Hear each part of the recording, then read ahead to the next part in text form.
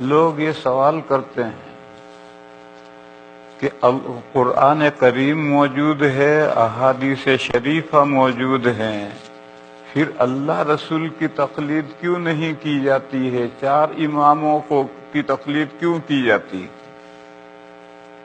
یہ لوگ ایک سوال کرتے ہیں کہ قرآن بھی نہیں موجود ہے، احادیث شریفہ بھی موجود ہیں، تو قرآن و حدیث پر عمل کرو، اللہ رسول کی تقلید کرو، چار اماموں کی تقلید کرنے کی ضرورت کیا ہے؟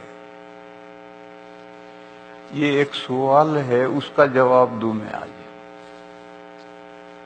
جواب یہ ہے کہ قرآن و حدیث ہی پر تمام مسلمانوں کا عمل ہے،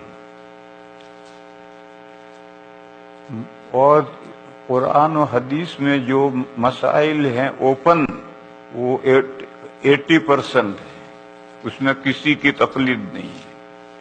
20% وہ مسائل ہیں جن میں تقلید کے سوا چارہ ہی نہیں ہے۔ وہ 20% میں مسائل بتاؤں گا، آپ خود سوچیں کہ اس میں تقلید کے علاوہ کیا چاہ رہا ہے۔